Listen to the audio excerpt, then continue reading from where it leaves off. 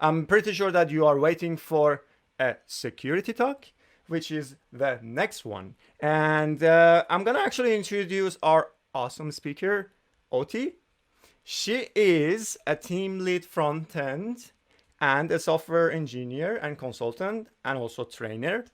And she's also doing some organizing stuff. Like she's organizer of NG Nigeria, if I'm not mistaken. She's a Angular girl, let's say.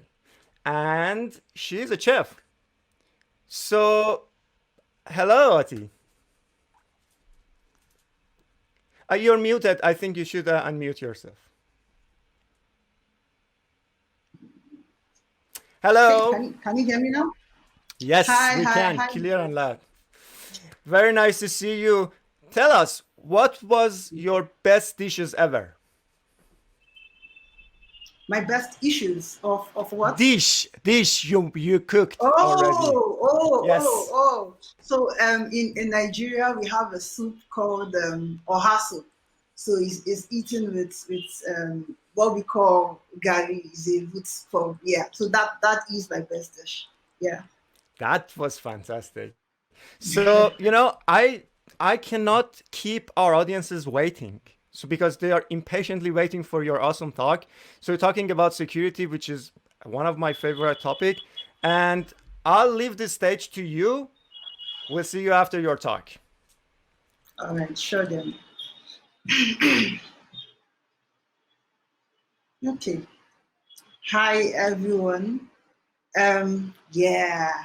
So today we're going to be finding out how vulnerable your app is and how to fix it.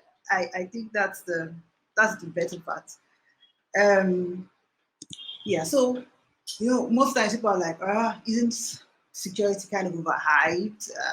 Are you sure it's not like the 2000 thingy or so, or just for chills? So yeah, I have some tiny small data show us why we need to look at security, because it's almost always an afterthought in application process. Yeah, so yeah, fact time. So business email compromise scam cost about $26 billion within 2016 to 2019. The first year, which is 2016, being 2.7 billion. So 2.7 billion was the first year. That means the rest 24 billion went due to business email compromise. And someone say, yeah, that's business email, that's email stuff. It doesn't really concern me as a dev. Now drilling down to cybercrime.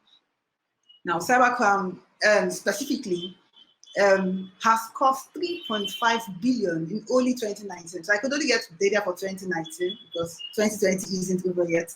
But that's a lot of money. That's a whole lot of money. And someone say, cybercrime is large, it can happen on different levels, so it might not still concern me, but wait. Now we say there are 8.4 million DDoS attacks just in 2019. I didn't say 84,000, 8.4 million DDoS attacks. So NetScout researchers, so these are the people that the source of truth for this data, also mentioned that there were more than 23,000 DDoS attacks each day. So when you hear of DDoS, you're like, it can happen to me because it hasn't happened yet. The question is, it's just a matter of time, because we can see that there are 16 attacks per minute. 16 attacks per minute in 2019, and I think, wow, now we know why security is such a big issue, yeah? Just still more facts. Because someone will be like, there's so many other things, it might not concern me specifically. So SonicWall cyber threat reports for 2020, this is 2020. So SonicWall Capture Labs reported that web applications attacks have doubled over the years.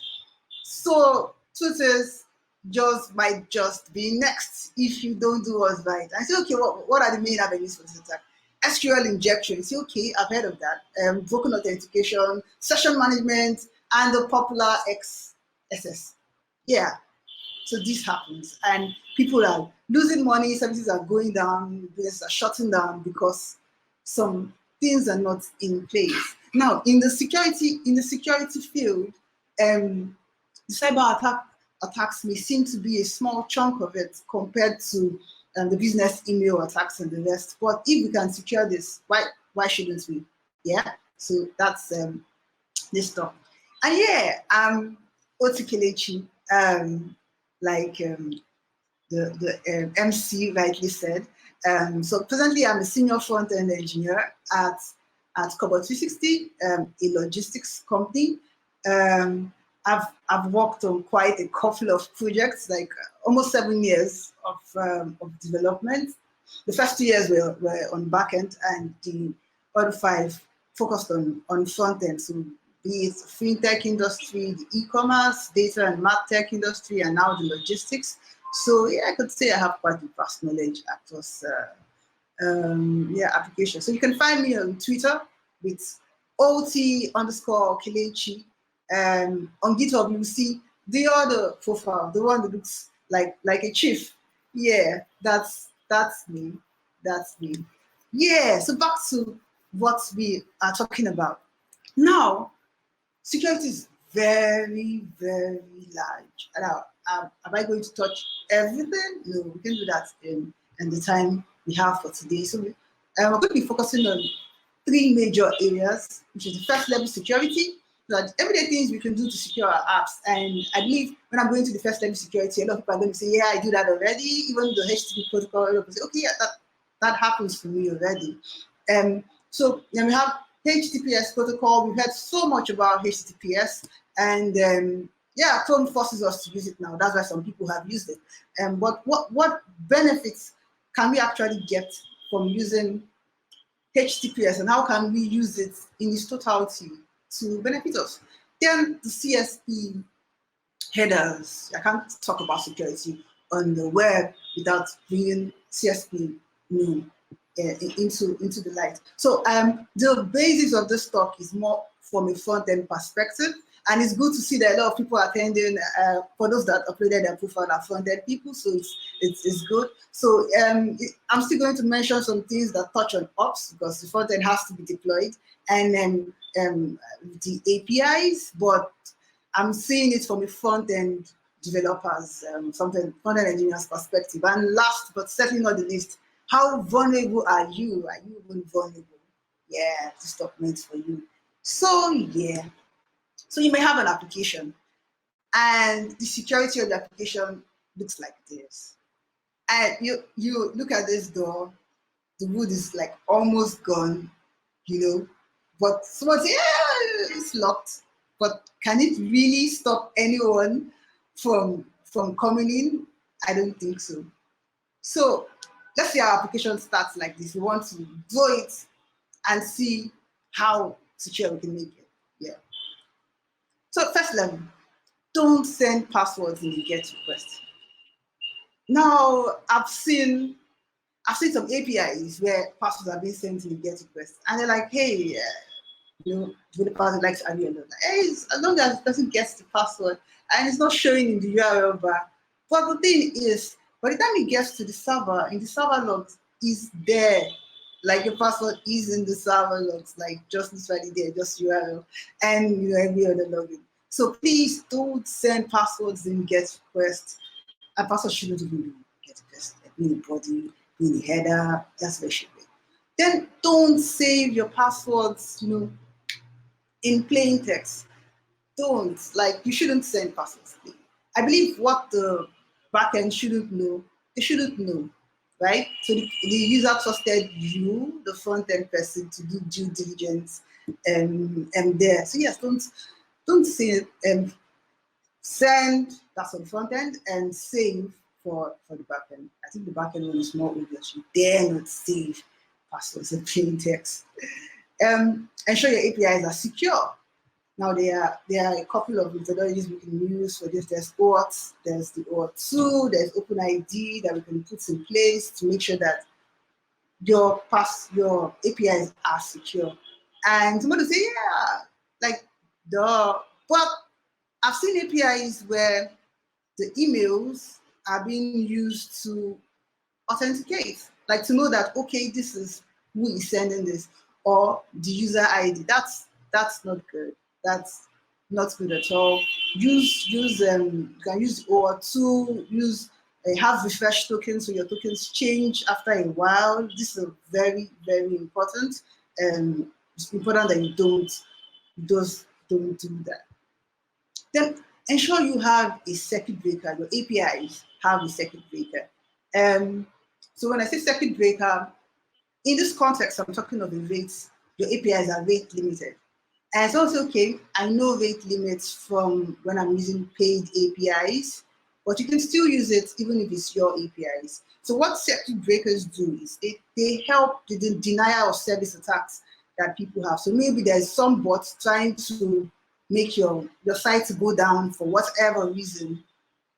You can mitigate it with having a circuit breaker. And then I will show you how that plays out.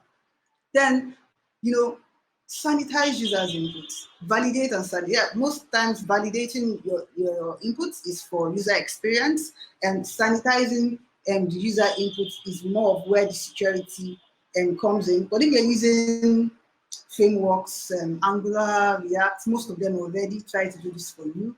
But yeah, ensure you have that in place. So validate and sanitize your users' input. Then last but certainly not the least, don't set access origins to wildcard. So what happens most times when they get on the project, the backend is created, they say, oh, we can't access the APIs yet. So we say, oh yeah, just put calls and let it be wildcard. You can do that for development. It's fine. But when you're about to go to production, you have to change it, right? So people that shouldn't have access to your sites shouldn't, your APIs shouldn't. Yeah, it's very important that this is done. And this is just first level, so just first level. So I mentioned something about the circuit breaker and even the authentication. So let's see how that works. So I have two code examples here. The first being basic authentication. So if you have to, this is a login example.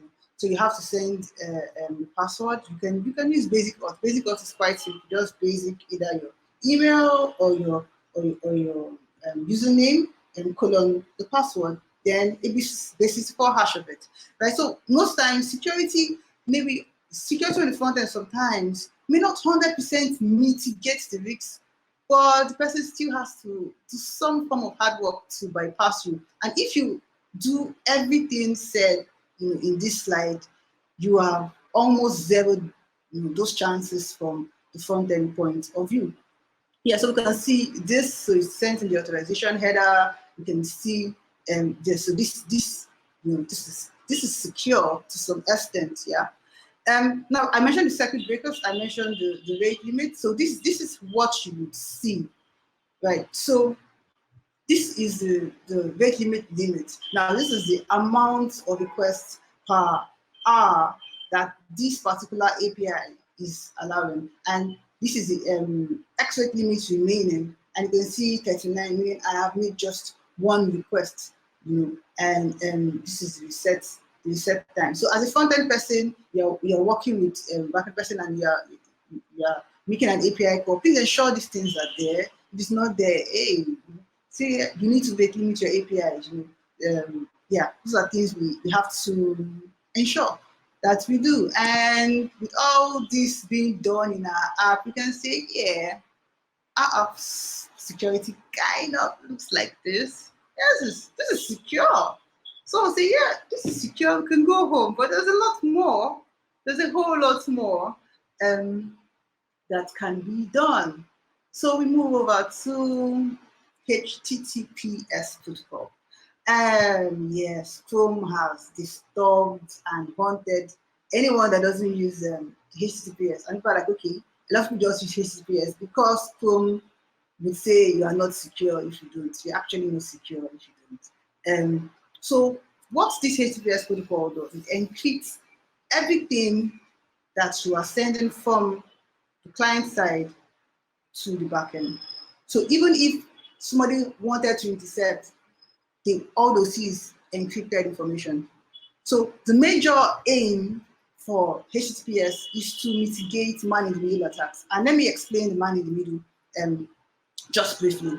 So in man-in-the-middle, it's like you have two persons, the front end and back end. You are passing A, and you're passing A to the back end, and you need him to get A.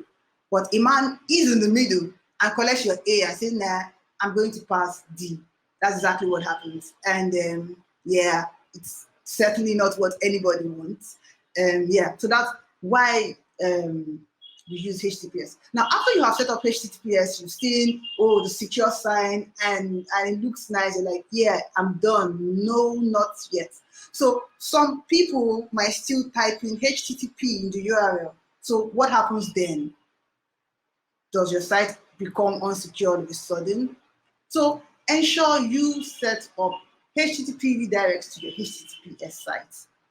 And these things are quite simple, but these little things can, when not there, can make your system just blow up. Yeah, so now if you have set up the redirect from your HTTP to your HTTPS site, now you say, okay, yeah, I'm good. But there's still something else, HSTS. So we need to put HSTS in place. And someone say, what is HSTS? Now, HSTS is HTTP Strict Transport Security, right? It's really just a header. So strict transport security, you set the max age, usually this, include subdomains. So if I have me.com and have app.me.com, it will work across all the subdomains. And one thing that HSTS does is, so during that time of the redirect, there is a window that can still be taken advantage of. So we are cutting that off, removing the leaks from that, and ensuring that that window doesn't exist anymore. So it declares that the client should only interact with the site over HTTPS, protects against downgrade attacks that's going to HTTP first and waiting for the HTTPS direct and attacking from there, then relies on trust on first use. Now, I would demonstrate what trust on first use stands for. So now this is a site without HSTS, but has the redirection already done. So when you go to the site from HTTP, like I did here, you see 301, move permanently, and you check the response headers, you see the location where it's going to take me to. Yeah, this is without HSTS. Now, but if I have HSTS, I still see, okay, this is the first time. So I have never loaded this site before on my browser, like never. This is the first time I'm coming to it. I'm going to see this.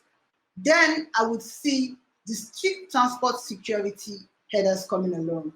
And next time when I am going back with HTTP still, it does not give me a 301, it gives me a 307, and this redirect, there is no time lag between it. It's just automatically switched to the HTTPS site. Then you can see non-authoritative using HSTS. So that's why it just couldn't even load the main HTTP document first.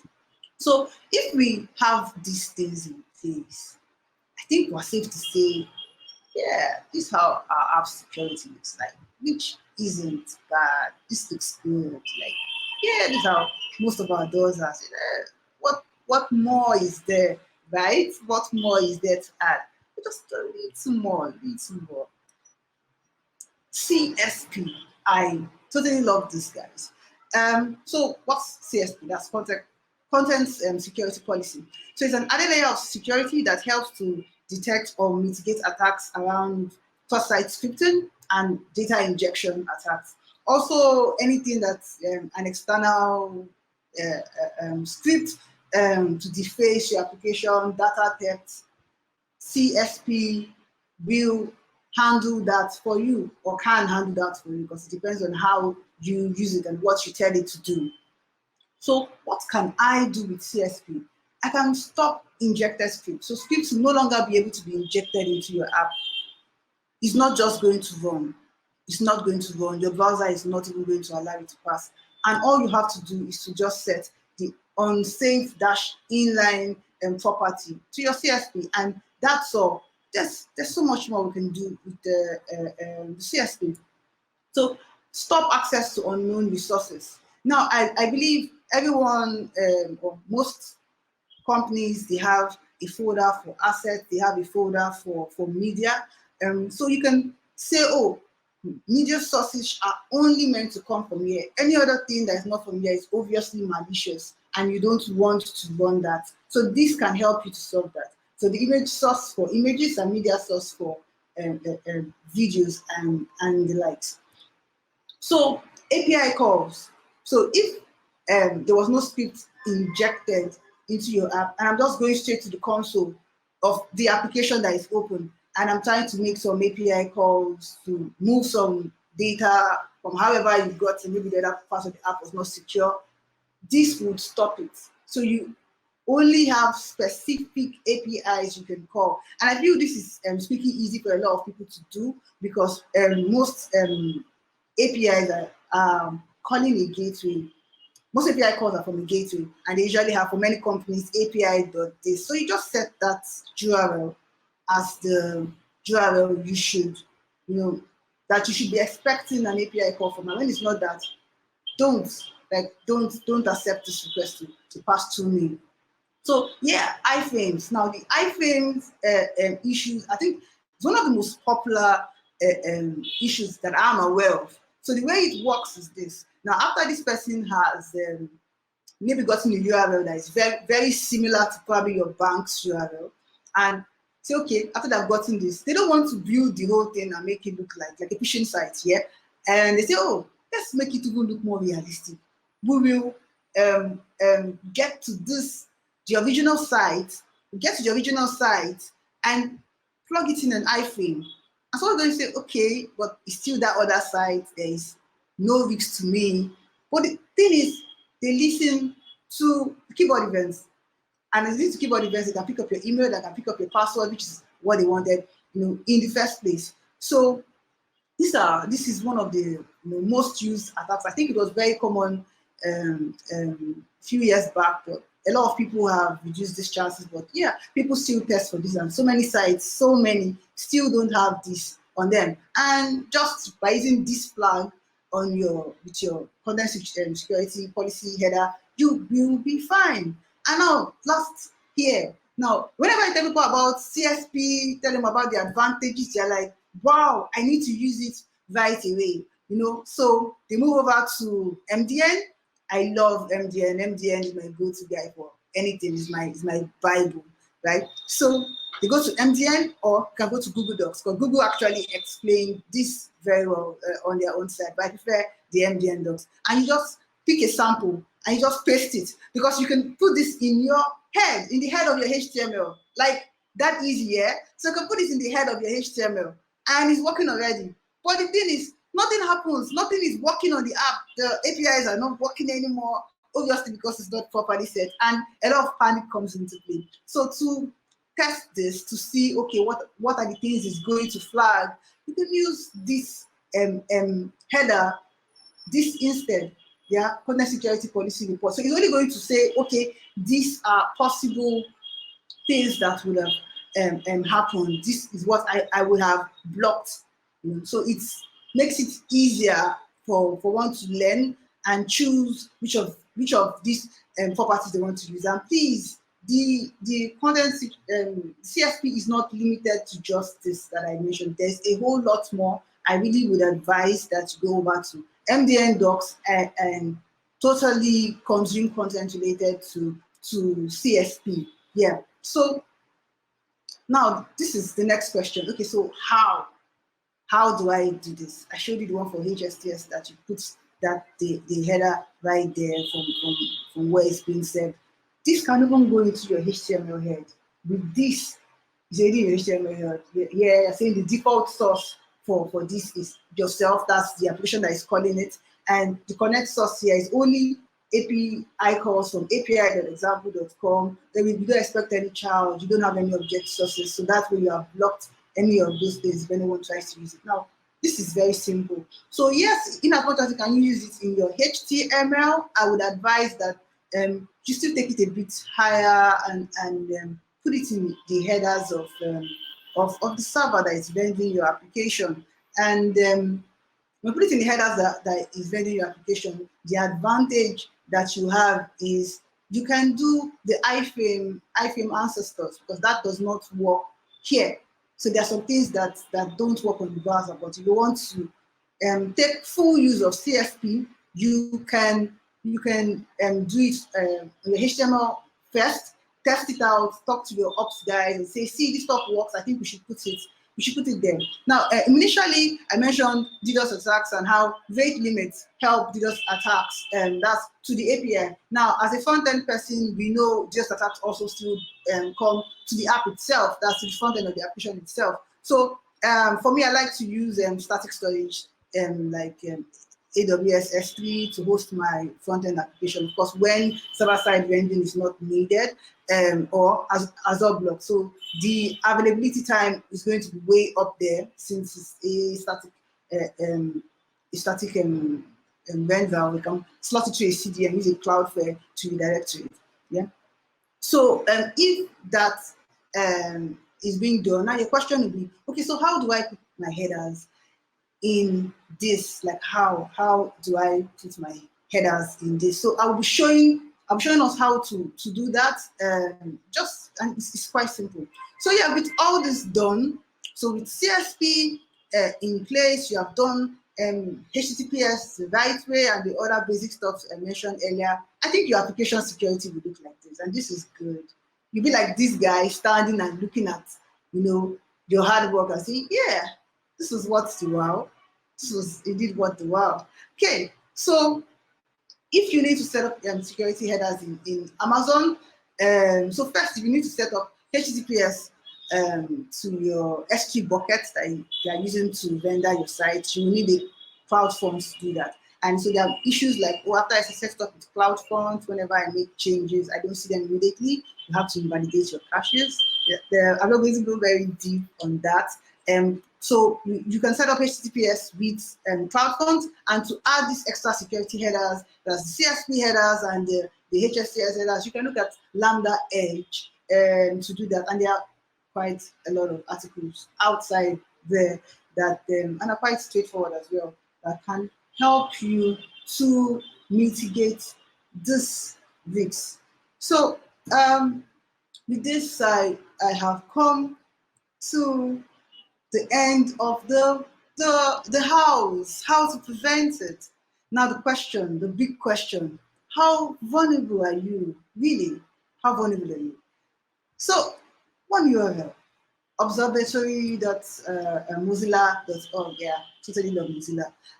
So when you go to this URL, you see an input box, and you see an input box. You put in your site, your app's URL there, and it's going to grade you. But the best part is this: it shows you what the security risks are and how you can solve them. So what I advise for teams is, when you are on a beta, because it's a normal software process, so you are done, you're going to production, you first on a beta, you come and do this here. So okay, what were the things that I didn't consider? Oh, when I was using my cookie, I didn't add secure to it. All those things will be listed here for you and showing you ways you can improve it, including CSP, HSTS, everything I've mentioned, most of the things I've mentioned, it would flag if it's not on your site. So please head over here, of course, not in the presence of your boss, head over here and check how vulnerable your site really is. And don't just stop there and say, oh, these calls are between me and the computer. No, look at the recommendations and do them. Save your company from being the next one that picked up in 16 minutes to get DDoSed. Yeah. Okay, so with this, I've come to the end of my talk. I say thanks for listening. I hope you enjoyed this. Yeah. Thank you very much, Oti. So you touched actually a point in web development, which is security. And usually, maybe I've seen actually many developers don't pay attention. And this was very good talk. So we know now what we need to consider. But some question actually popped up right now, so I'm gonna ask you. You may have some good answer for those. Some people ask, like, if we are using HTTPS, for instance, right? Mhm. So do we still need to hash the password and send it to server, or does it is it necessary still? Okay, so this is a very popular concern, and since there's HTTPS, a lot of people have blown security in the wind. But this is it: your server will still see that password in plain text, and you know a lot of people use the same password everywhere. And for many APIs have loggers that are logging these things every time. So I feel if the backend shouldn't know about it, don't send it. Just don't. Just don't. But one question actually I have right now, then, in regard of this question. So sometimes, let's say if we are a front-end developer and working with APIs, so our backend teams or backend developers, they are providing to us, some of these Mm, APIs. So yeah. if they don't accept these hash, for instance, so they are accepting like a plain text, let's say. So Yeah. what is your approach to those developers? How do you go to them and say, "Hey, I think you need to fix this because of these reasons"? So how do you approach this? Okay, so thanks for the question. So in my years of development, I found out that communication is extremely key. Extremely key. Technical things you could always pick up a blog post, go to MDN and overnight and understand it. So you need to communicate properly to your teammates that are working on the back end. And I don't want to leave it as communicate properly and let it sound like cliche. But I believe, like for most developers, we are all excited about learning new things. So you have, oh, this is the risks. You have to properly tell them that, oh, this is what we trade off by doing this. This is what can happen. And it's not so much of a biggie. If possible, say, oh, this is how it can be done. So it's quite straightforward. And buy them into it. Some people say, oh, talk to the engineering manager. I'm not in that shoes. No. Let people Yes. fully understand that this is what they need to do, and they will buy the idea and push it, and you just sit back and relax. Yeah. Yes, that's true. That's true. Another question, actually, now our audiences are asking is that, so when it comes to security testing, let's say when you are in a team, you Yeah. know, so many developers usually, contribute to a code base or to an application, and a web application could have several different pages, that you may Yeah. or may not work on that. Then what is the best practices then when it comes to these type of teams, let's say, or applications where we have several developers and we want to maybe somehow like automate security testing in the application? Have you done that, or do you have any recommendation for us if you want to do this way, like at, Okay. automate it as much as possible, let's say? Yeah. Okay. So at the last place I had to do something for, because I do law consultancy, in their pipeline, they're in normal the build before it's built, after it tests is built on the pipeline. You can actually have two Docker anyway. You have something that actually checks for security there. I think that's the best place to check. Yeah, of course, code reviews cannot be underestimated. Having somebody to always look to and say, hey, this is a leaks. But after that, that that Docker, I can't remember the exact name. I think there are a couple of them that you can install on your Jenkins server.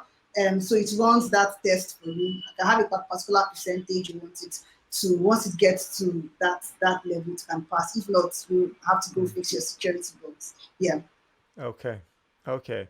But when it comes to like manually testing, let's say, mm, like some suggestion for testers in the company. So do you have like any Um, recommendation for a website or a software that we can run and check pages and do some security okay. tests? Or do Okay. I you think I. Okay, go on, please. Yeah, that's Okay. that's it. I mean, the Okay. recommendation of you for testers, like everyone, actually, Okay. technically. All right. So, the link at the end of my slide was Yes. observability.mozilla. It's the perfect place for me because Uh-huh. I go there quite often and I see, okay, these are the links. So I don't know how, if there is a way to automate using that, but since I already mentioned the one for the pipelines for automation, you want to do manual testing, software testing, you could actually go there, and it's free, like very free, and gives you all the information you need. Yeah. Okay, okay. Um, okay, one funny question maybe.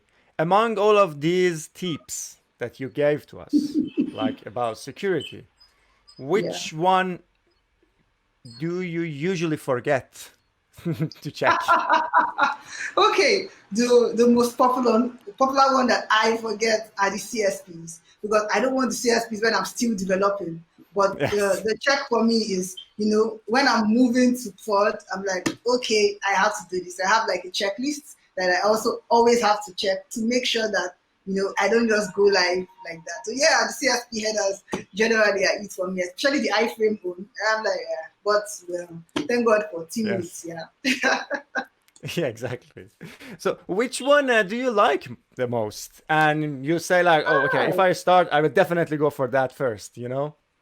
I think the basic ones, of course, the HTTPS, that's the no-brainer. HTTPS, HSTS, yeah, those are the ones that I like. Yeah, it seems like the HTTPS for now, it's becoming like less and less kind of apparent to us because you have to have somehow HTTPS these days, or many Yeah, hosting already they provide to you. And also right now these days, for instance, in Chrome, if you don't have HTTPS, then you get even like a notification that not this website secure. is probably somehow, yeah, it's not secure and you should be careful. So uh, but it's funny that one more question that I actually right now seeing is that which one of these tips are the most difficult one to implement? The thing about everything is that they are very simple. So the Yeah, HSTS is a header, CSP a header. No, they're just headers, and you're not really even writing gymnastics code or crazy code for it. So I can't say that this is the hardest. I can't say. I think validation would be the hardest compared to all of this, because they're all very simple. Validation, you have to keep checking and stuff, required maximum of this, because yeah, once you have them there, you're not going back to them anytime soon. Just have them there and they're doing what they're meant to do. So quite straightforward, very simple. Oti, let's be honest. Have you ever worked on a project that you say, okay, let's not have a sanity check, and because backend is doing that, let's not do it in front end? Have you done that? I have done In that. the past, I'm honest. yes. In the past, I have. In the past, yes, I have. In the past, yes, I have. Yeah, but sometimes you just feel, since it won't take anything, and once you start it, it's just like, okay, just like something you have somewhere copied, just paste it in your header, and yeah, that's all. So that's really it. Yeah, I think we all learn from somewhere. The reason I found all this out is I just felt my app has to be more secure, and I just knew I wasn't doing something well. This of research, and I had this. So yeah, Yes, we all there, we all grow, and yeah, there's a place for everyone to start. exactly. Have you ever written like anything like a checklist or something for these tips? Like if our audiences wants to go and pick it up, for instance. I know that your Okay. slide will be available for sure, but like I don't know, maybe a gist on GitHub or somewhere on Mm, Twitter or I don't know, Dev2 or Medium. Have you written something such a things? I Like don't. we just go and see this is the checklist. We should follow that. Okay, I don't have something online for that yet, but I could do that and maybe share with the other night. Yeah. Then it's very good. So remember, if you want these tips from Oti, you have to follow her on Twitter, right? You Yeah, promise yeah, of you course. send it on Twitter, right? That's very Yes, good. of course. So she promised. Very good. So one last tip for security. Anything in particular you have in your mind and you need to tell us? uh, yeah, I would just say secure your apps and work more your communication. That's all. Just work more your communication within the team as you secure your apps so you don't create enemies. Why do this? Yeah. Yeah, I think that's all. All right, very good, Oti. First of all, it was very nice to see you, like virtually, but I hope that one day we can meet you in person.